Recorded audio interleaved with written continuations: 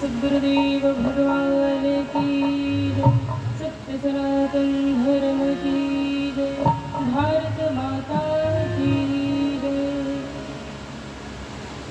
सर्वप्रथम पूजनीय सम्माननीय श्री सद्गुरुदेव जी महाराज के श्री चरणों में नमन वंदन करते हैं, क्योंकि जैसा कहा गया अज्ञान तिमिरान्धस्य ज्ञानांजन शलाकया चक्षुरुन्मीलितं येन तस्मै श्री गुरुवे नमः।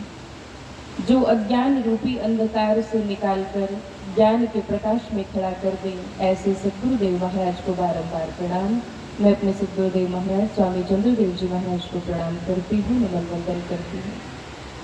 परम पूजनीय परम वंदनीय स्वामी श्री सुमेधानंद जी महाराज, आपके श्री चरणों में बारंबार नमन वंदन बारंबार प्रणाम करते हैं। गुरुकुल की कार्यकारिणी सभी सदस्यों को बारंबार प्रणाम। और मैं देख रही हूँ कितने ही चेहरे ऐसे हैं जो समाज सेवा में कार्यरत हैं। आचार्य देवदत्त जी भी विराजमान हैं, आपका भी बहुत बहुत नमन वंदन प्रणाम करते हैं। जिन्हें मैं जानती हूँ और जिनसे अपरिचित हूँ, उन सभी को जो इस समाज सेवा के कार्य से जुड़े हैं, उन सभी को मेरा बारंबार प्रणाम बारंबार नमन वंदन है। प्रारंभ करती हूँ आचार्य गोस्वामी श्री तुलसीदास जी महाराज की पंक्ति के साथ। परहित सरिस धर्म नहीं भाई, पर पीड़ा सम नहीं अधमाई। तो जहाँ वर्णन किया गया परहित सरिस धर्म नहीं भाई, हम सभी संप्रदायों मतों और पंथों का यहाँ पर विचार न करते हुए मानव धर्म के प्रति यदि हम चिंतन करें तो हमारा धर्म क्या है? परहित सरिस धर्म नहीं भाई। हमें समाज सेवा करनी चाहिए, एक दूसरे की सहायता करनी चाहिए, तभी हम मानव कहलाने के लायक हैं। और जहाँ उद्घोषणा की जाती है शरीरम अद्य खलु धर्म साधनम, यह शरीर धर्म करने का एकमात्र साधन है। और मानव शरीर मिल गया तब भी हम मानव सेवा समाज सेवा न कर पाए, तो हमारे लिए बड़े दुर्भाग्य की बात है। और विचार करें, बुरे लोग जब भी किसी का अहित करना होता है सब सहायता करते हैं, बुरे लोग भी सहायता करते। जब किसी को परेशान करना हो तो सब मिल जाते हैं, लेकिन जब अच्छाई की बात आती है तो हमें भी तो मिलकर चलना चाहिए। इससे पहले मुझे यहाँ मेरा नाम अनाउंस कर दिया गया था और लाल बहादुर खोवर जी जल्दी जल्दी आए, कहने लगे जी महाराज जी विशिष्ट अतिथियों के लिए तो बाद में समय रखा गया था, आप थोड़ा सा बाद में आइएगा। लेकिन आप सबको देखा तो मुझे ऐसा महसूस होता है कि एक तो थोड़ा सा एक्टिवनेस, क्योंकि जैसा अभी मन से भी कहा गया था, थोड़ा सा एक बार दोनों हाथ उठा के सब जोर जोर से तालियां बजाए, थोड़ा एक्टिव हो जाओ एक बार। ये भी धीमी है, थोड़ा जोर से और जोर से। तो समाज सेवा हम करें, क्योंकि बुरे लोग जब बुराई करने में पीछे नहीं हटते तो अच्छे लोगों को भी पीछे नहीं हटना चाहिए। और आज तो बार बार स्टेज से अनाउंसमेंट की जा रही है कि आप लोग इसमें दान करें, आप संस्था में कुछ सहयोग दें।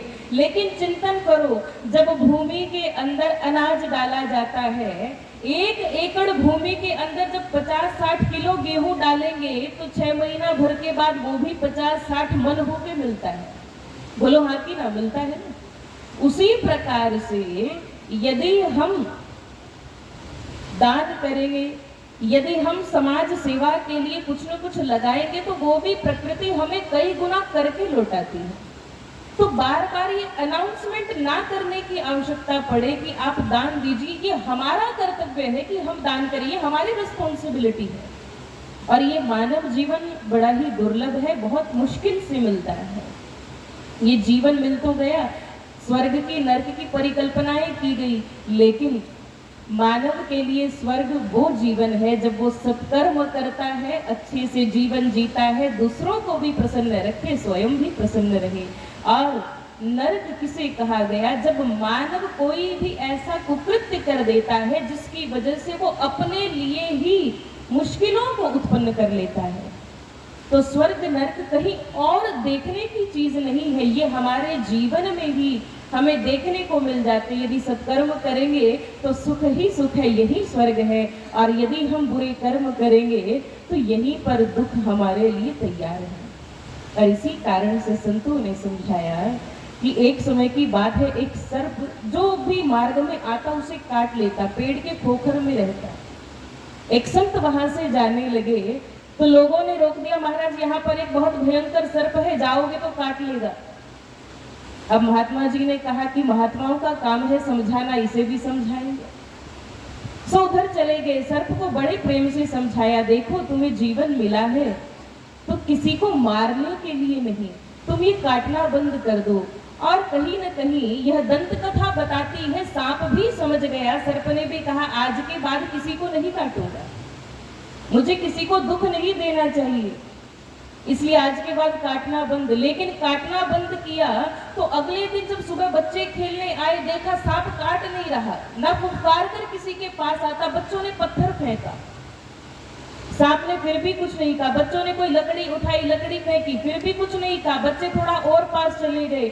अब जब सांप की पूंछ पर पैर रख दिया, सांप ने फिर भी कुछ न कहा, और धीरे धीरे परिस्थिति ऐसी हो गई, बच्चों ने पूंछ पकड़ के घसीटना शुरू कर दिया।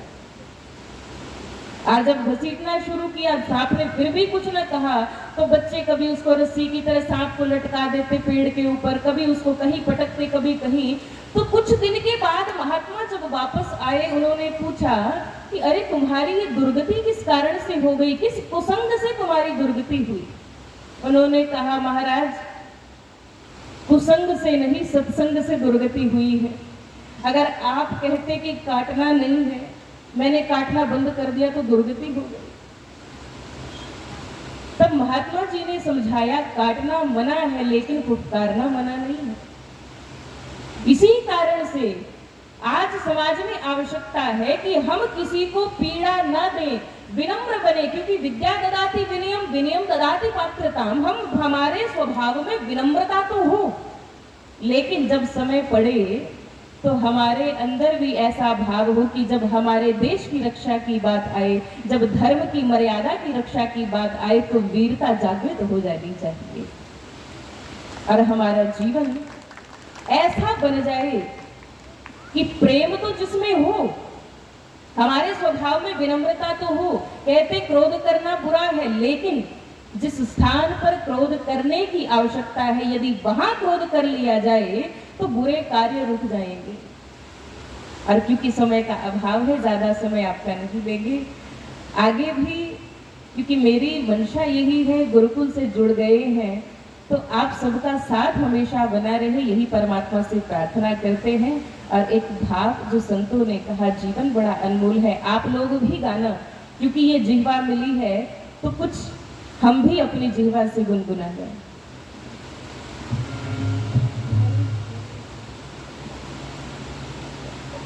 कि किस धुन में बैठा बावरे, तो किस मद में मस्ताना है, ओ सोने वाले जाग जा, संसार मुसाफिर खाना है, सोने वाले जाग जा, संसार मुसाफिर खाना है। किस धुन में बैठा बावरे, किस धुन में बैठा बावरे, किस मद में मस्ताना है, सोने वाले जाग जा, संसार मुसाफिर खाना है, ओ सोने वाले जाग जा, संसार मुसाफिर खाना है।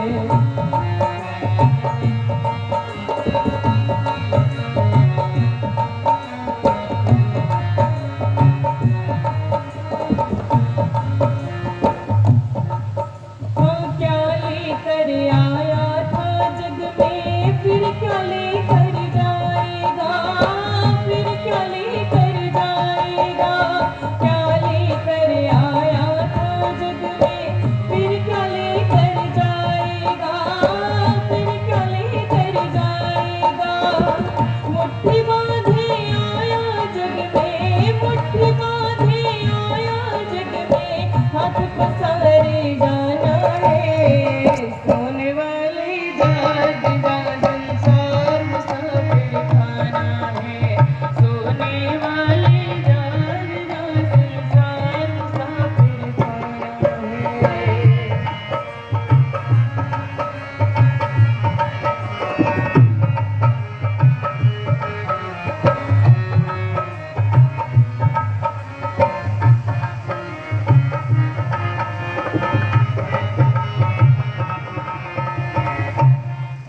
कोई आज गया कोई कल गया, कोई चंद रोज में जाएगा, चंद रोज में जाएगा, चंद रोज में जाएगा।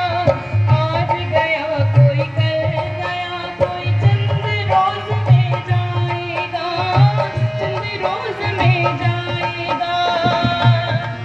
जिस घर से निकल गया पंछी, जिस घर से निकल गया पंछी, उस घर में फिर नहीं आना है, सोने वाले जाग जा संसार मुसाफिर खाना है, सोने वाले जाग जा संसार मुसाफिर खाना है।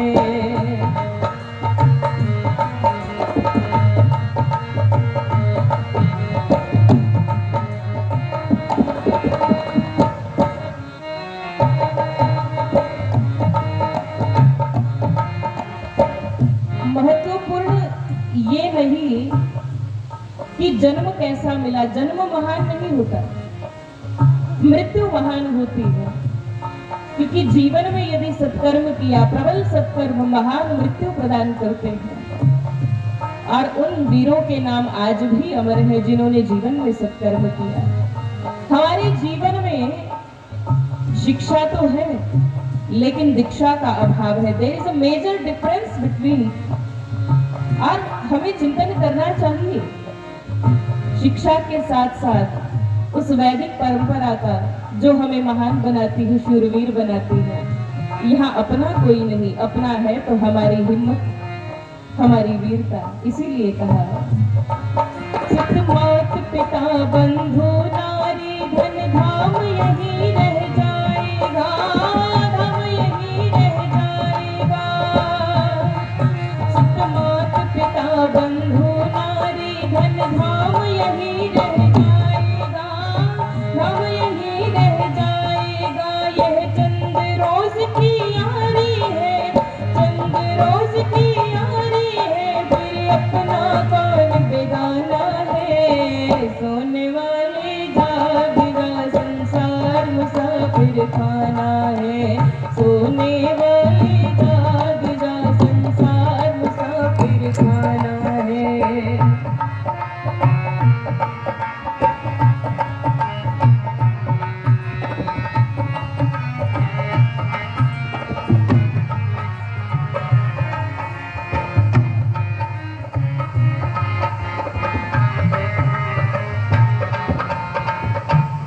और जागने के लिए बार बार संत कहते, जागना मतलब क्या? ये जागृति किसे कहा गया?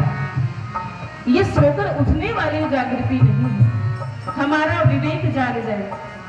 और क्योंकि गुरुकुल परंपरा में भी शिक्षा का महत्व है और आप सब लोगों का कर्तव्य है कि इस महान कार्य में सहयोग करें, क्योंकि माता शत्रु पिता वैरी ये न बालो न पाठित हंस मध्ये न शोभन्ते सभा मध्ये न शोभन्ते हंस मध्ये बको यथा।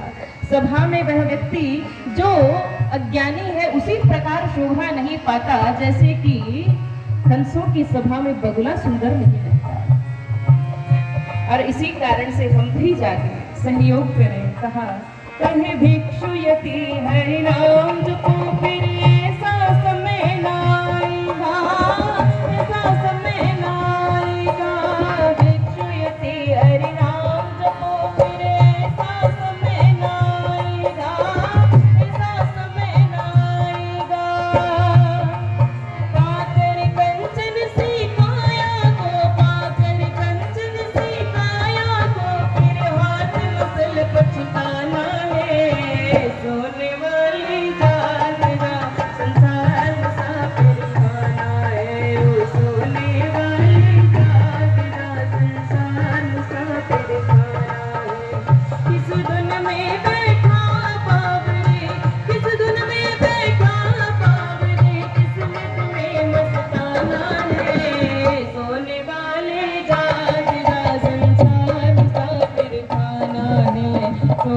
वाले जाग जा, संसार मुसाफिर खाना है। सोने वाले जाग जा, संसार मुसाफिर खाना है। ये जीवन की यात्रा सफल हो, ये तभी सफल होगी जब जीवन में सेवा है। सुख शीतल करो संसार, तुम सेवा से पाओगे पार। मानव धर्म का पालन करते हुए सभी सेवा से जुड़े। आप सभी से यही मेरी विनम्र प्रार्थना है और उपस्थित मंचासीन अतिथियों से, स्वामी सुमित्रानंद जी से मेरा बारंबार प्रणाम है। आप सभी के मन मंदिर में विराजमान प्राण स्वरूप उस परमात्मा को मैं प्रणाम करती हूँ। प्रणाम जी।